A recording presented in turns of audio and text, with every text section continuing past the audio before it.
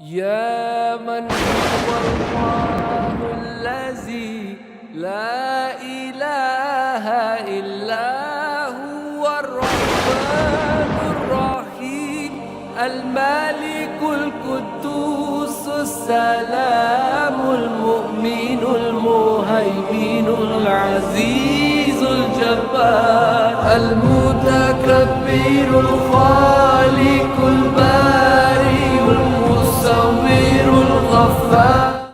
Bismillahirrahmanirrahim. Dearest beloved divine brothers and sisters, today is Jummah. We are the magnificent, beautiful Queenstown Jummah Masjid.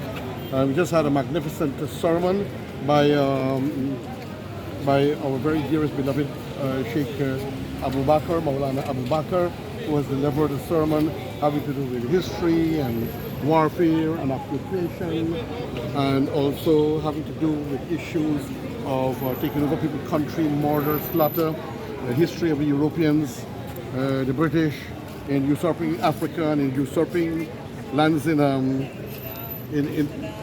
India, Indonesia, and Iraq, and in the Middle East, and the trauma and turmoil they have caused in Jerusalem and what is now called Palestine, almost obliterated, and they have taken most of Palestine and they have made it into Israel. I don't have a problem with Israel, and I don't have a problem with anyone. All I want is two-state solution. Everyone can live in peace.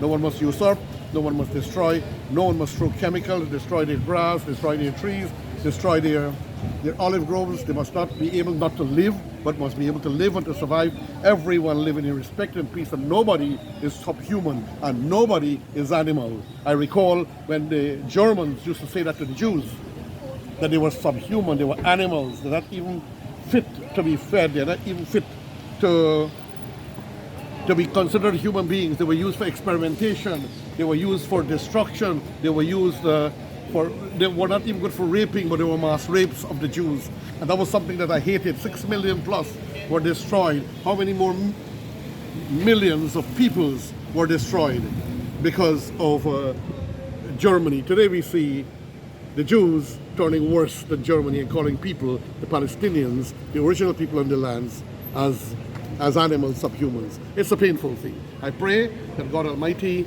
is going to give them wisdom and understanding and knowledge that we must all work in peace and goodwill. Anyone who is crushed, myself too, if I'm crushed and pressed and prevented to live and to survive and to develop, I will rebel. I will rebel. So let's make it possible for the Palestinians to survive, and then let us create an atmosphere of peace, as was said by President Obama, as was said by President Clinton, as was said by President Carter, and all people of righteousness and goodwill around the world. Your friend, your brother, let us turn, brothers and sisters, to Maulana Abu Bakr. Maulana Abu Bakr, teach.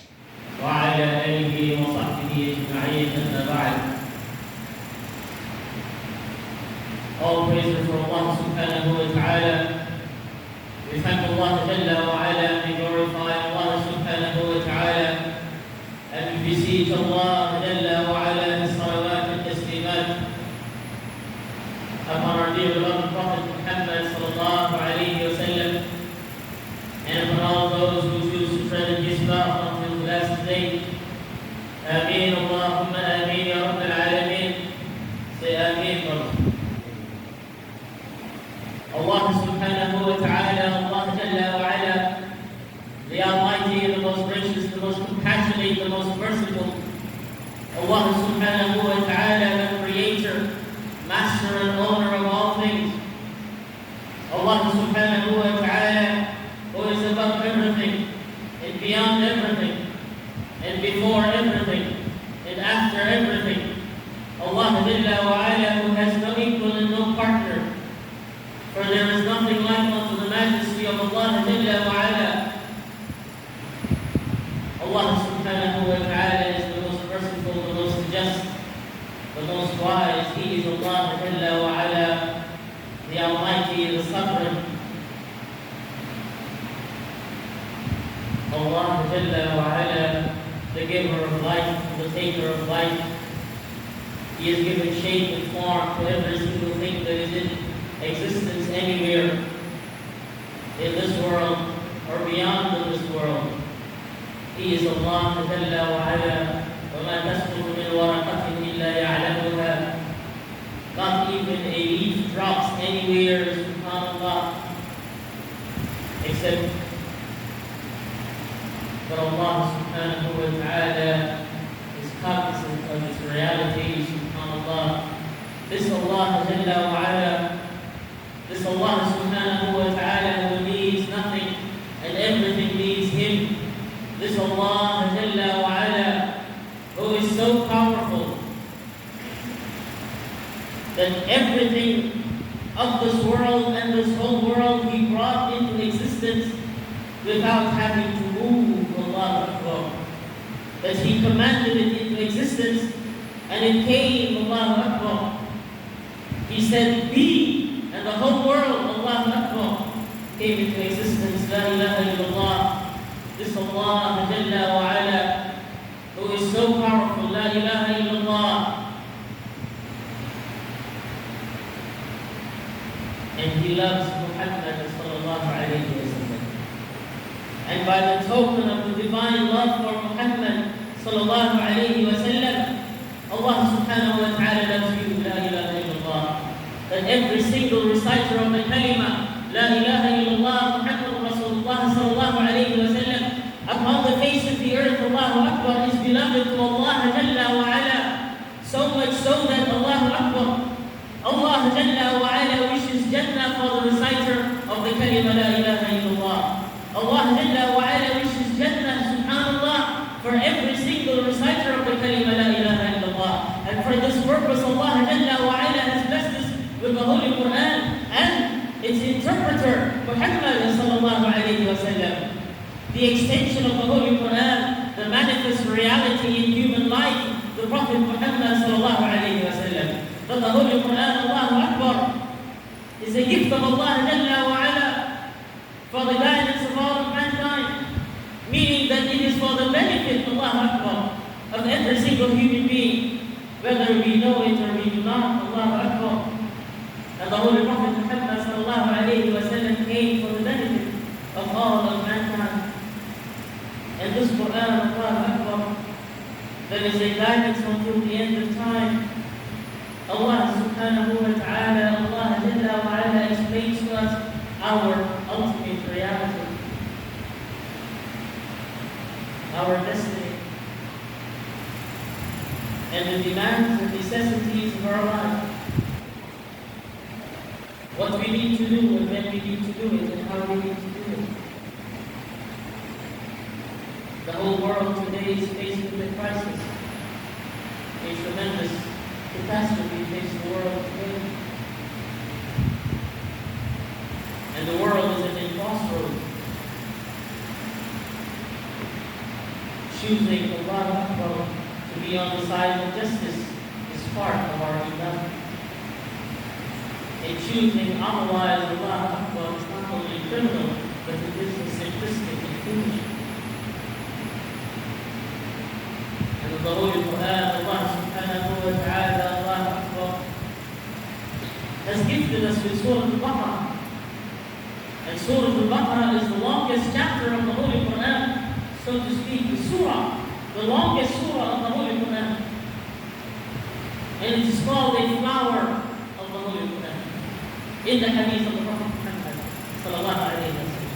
And following Surah Baqarah is Surah Al-Imran. And Surah Al-Imran, subhanAllah, is one of the two flowers of the Holy Quran. Al-Zahrawayn, subhanAllah. And in Surah Baqarah, which is the longest chapter of the Holy Quran, Allah subhanahu wa ta'ala explains to the ummah of Muhammad sallallahu alayhi wa sallam, to the world, the situation that will come upon you by the nature of a people called the Jews. La ilaha illallah. And Allah subhanahu wa ta'ala then in Surah Al-Imran tells us, Allahu Akbar, in the second longest chapter of the Holy Quran, of the challenges that will be faced by the Ummah, by the Christian community, La ilaha illallah. And they are two entirely different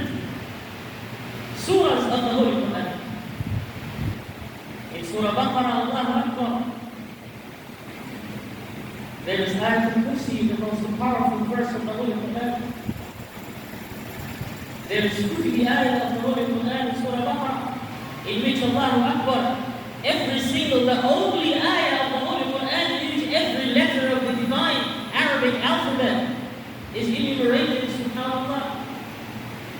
That we should know every single thing from alif to ya in our confrontation in the longest chapter of the life of the ummah is going to be a challenge, subhanAllah, by these people. You will be faced with this challenge, Allah. Every other community, every other society came into contact and confronted the message of Muhammad sallallahu alayhi wa sallam, then they diminished it. And they died and they finished La ilaha illallah. If it is the idolaters of Makkah, they lasted for a while and they were finished. If it was the Zoroastrian empire of Persia, they came into contact with Islam and after a while they too diminished it or eliminated from a conversation by virtue of their positive choices as it regards the oneness of Allah Jalla wa Ala and the justice of Islam. And so to many other communities. But these two will continue to remain a challenge to the Ummah. The Jews and the Muslims. But Allah subhanahu wa ta'ala wants us to know, Allah Akbar, that you face a very long challenge. And that challenge, Allah Akbar, manifests itself in the most tragic circumstances. What we are seeing today, Allah Akbar, did not result because of what happened on the 7th of October. It did not come about, Allah Akbar, but this was a waiting reality that began more than 100 years ago. This attack on the integrity and the dignity of the Muslim world, Allah Akbar, since 1917 and before, Allah Akbar, when the French general entered into Damascus after the battle of Salun, and he kicked to the grave of Salah al-Ayyubi, and he said, Allah Akbar, that my presence here is evidence of the triumph of the cross over the crescent of Allah Akbar. That they see this as some kind of competition. This is not a competition. This is a quest for the bliss and pleasure of eternity. Beyond this life, this is a quest of the Ummah of Muhammad sallallahu alayhi wa sallam to establish justice upon the face of the earth. And Satan has his confederacy. And they consider Allah, the Muslim people, to be a lesser people.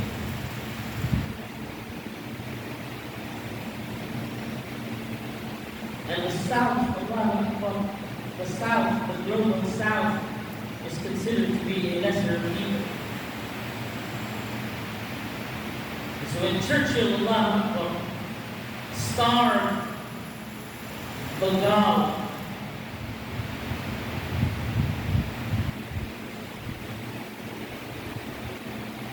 that resulted in the death of millions of people 100 years ago. And he blamed them. Why do they multiply like rabbits, he said. And the French did the same to Syria. Millions of people died of starvation in an artificially created famine in Syria. And the Italians did the same to the Libyans under Mussolini. And the French did the same to the land of 1 million Shaheed of Algeria.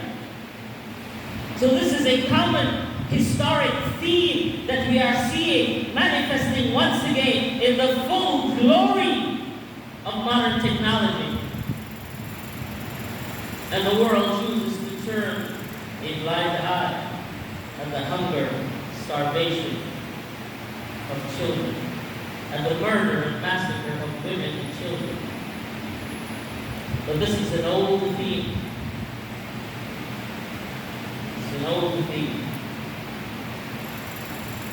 Hunger, Allah Akbar, is not new to Gaza.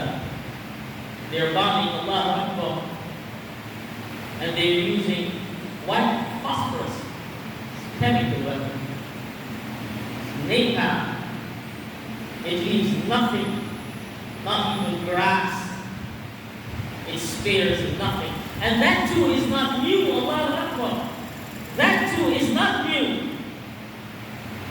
That when they offered Palestine to the Zionist world under the Prime Minister of England, David Lloyd George, whatever his name was, he said, one of his quotes was that I reserve the right to bomb niggers. I reserve the right. Allahu Akbar. What do they consider the global south to be? When Mr. Church said, just bomb the uncivilized tribes. This uncivilized tribe that he was referring to was the people of Iraq who had been studying algebra for 1,000 years before Churchill. Before England knew what was algebra and what was algorithm. But they consider the global south a lesser people. And you see it, Allah, when they say inhuman animals and they say beasts. And the world doesn't say anything. When they were offering Allah a place for the Jews, they offered Madagascar. Take Madagascar. They offered Uganda, what is the parts of Kenya, the Maasai land. Take that. They offered Guyana. Take Guyana. They offered Palestine. Do you see a common theme here? These are all locations of the global south. They never offered New York or Oklahoma. They never offered any part of Europe.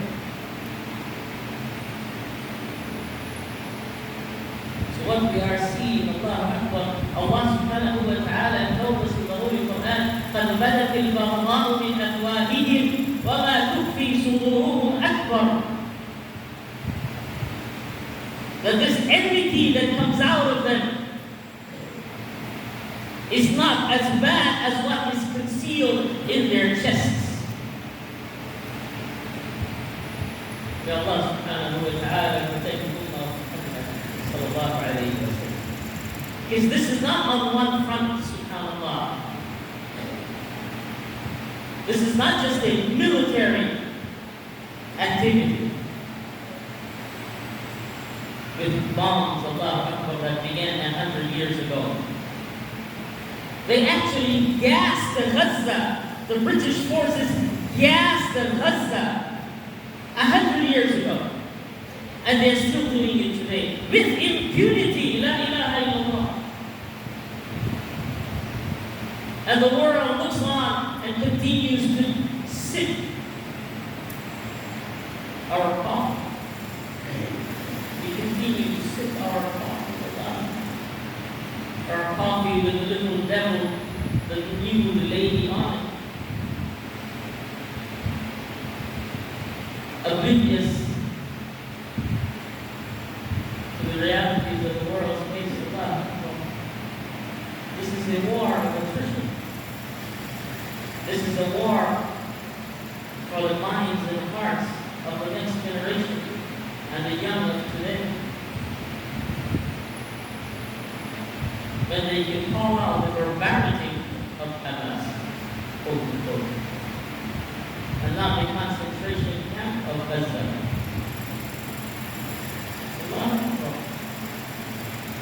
That Gaza has been, a concentration camp for starvation. It has actually been a laboratory for for the testing of new technology that is marketed by the Zionist community. And there are books. Recently, there's a book of Anthony Lowenstein, an Australian Jew, who documents the development of technology and weaponization of technology and other things for the control of the masses of the world, being tested in Gaza and being sold, Allahu Akbar, to the whole world, including the Muslim world, including the Arab nations. Allahu Akbar.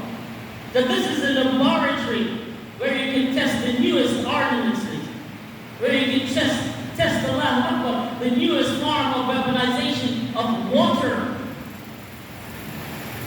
And the whole world sits back and is consumed with entertainment. Then today, Allahu Akbar, a youngster in the Ummah of Muhammad sallallahu alayhi wa sallam is so consumed with his smartphone that he forgets, Allahu Akbar, that he has an obligation to his brothers and sisters in Palestine.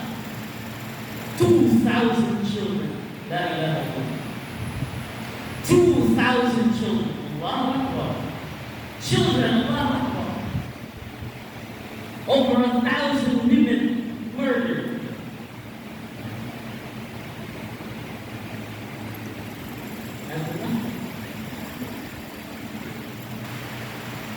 And the powers of the world veto a ceasefire. They veto a ceasefire on the world stage. Hamas is underground. The masjid is on the surface. The church is on the surface. The hospital is on the surface. The food bank is on the surface. The clinic is on the surface. United Nations schools are on the surface, subhanAllah, and they have killed some 3 dozen United Nations officials, and nothing happens. Allahu Akbar. But because Israel has impunity, this is not the first time they have killed officials of the United Nations. They did so in 1948 at the founding of the State of Israel.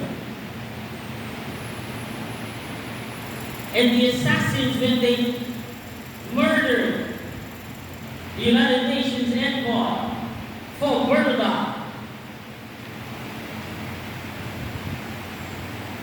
one of the assassins there went on to become a prime minister of Israel.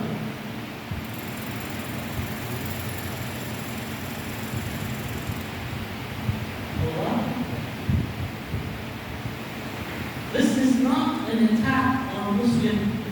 This is an attack on humanity that has been continuing with impunity for over 100 years. And the only one that can make a difference is the Ummah of Muhammad sallallahu alayhi wa sallam.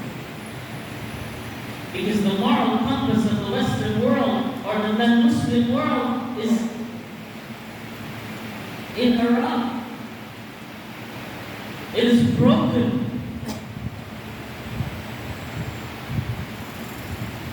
Can you imagine, Allahu Akbar, the story of Maulana, an author who lived in Jerusalem and was forced to leave in 1948, to leave her home as a child in Jerusalem.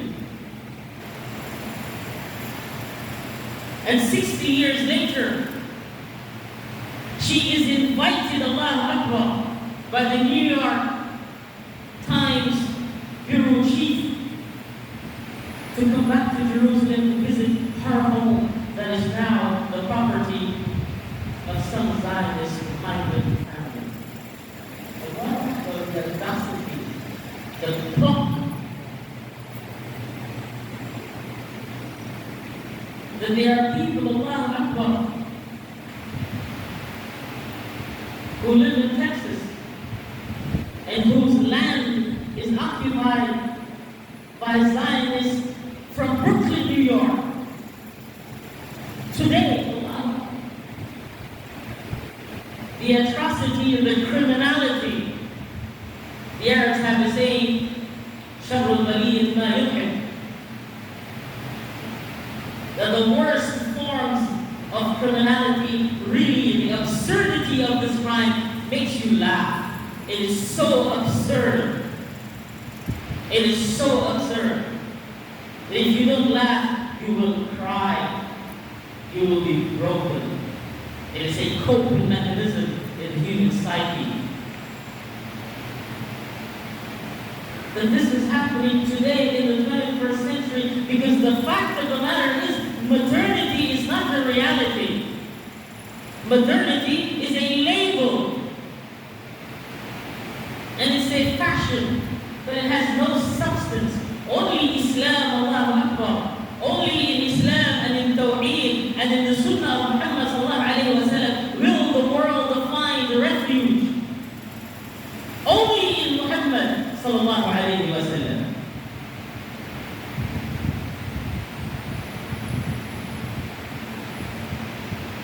If you could have owned land, Allahu Akbar, for 500 years and you have a deed to prove it, and Israel, the state, comes into existence and it is recognized in the United Nations of Allahu Akbar, and they nullify all deeds of all properties in the Dawla al-Uthmaniyya, and they call it in English the Ottoman Empire. Do you know what the word Ottoman denotes in English? It means a footstool. In Guyana, you used to have a poof that you rest your foot on while you sit on the sofa set. A poof. That poof in English is called Ottoman. You see the connection? That all these are invalidated, Allahu Akbar. So Israel automatically comes into 93% of Palestine. And what do? We sip our coffee and have our french fries.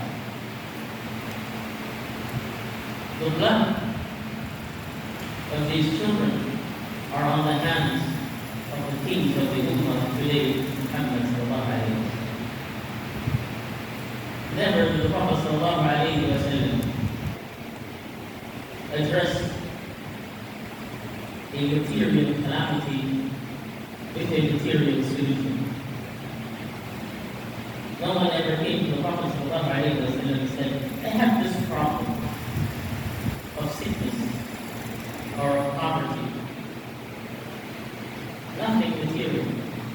And the Prophet ﷺ said to them, then you need to exercise or you need to do business. Never was the prescription of the Prophet ﷺ material in nature for the advancement of the Ummah of Muhammad ﷺ. He always recommended a spiritual cure. Because Allah subhanahu wa ta'ala says, لا ملجأ ولا منجأ من الله إلا إليه. That there is no refuge, there is no redemption, there is no savior, there is no help, there is no escape, there is no resource like turning to Allah subhanahu wa ta'ala. And you look at the world, Allahu Akbar, and you think, Allahu Akbar, you're forced in your frustration and disappointment to think, Allahu Akbar, how is Allah subhanahu wa ta'ala seeing this? And Allah Jalla wa Ala has told us, إِنَّهُمْ يَكِيدُونَ كَيْدًا وَأَكِيدُ كَيْدًا فَمَهِّلِ الْكَافِرِينَ أَمْهِلْهُمْ رُوَيْدًا. They are planning their plans, Allahu Akbar. And I have my plan. So give them time. I am giving them time for what is coming in this life and in the next life is so unthinkable and unimaginable in its pain and in its tragedy of the justice of Allah subhanahu wa ta'ala. May Allah subhanahu wa ta'ala have mercy. So let us remember Allah. Well, the only way out of this is to Allah Jalla wa Ala. That if you didn't pray Fajr, pray it now and never miss it again. If you haven't recited Surah Yasin ever in your life, do it now. If you haven't recited Surah Bakr this week, do it now for Ramadan. There have been airstrikes, not in Gaza, but in the West Bank. Airstrikes, aerial bombardment on the people of the West Bank around the world. The only way to God is for me and you to become accountable to our Iman. When Allah will restore the dignity of the Ummah, maybe by your one dua or your one surah.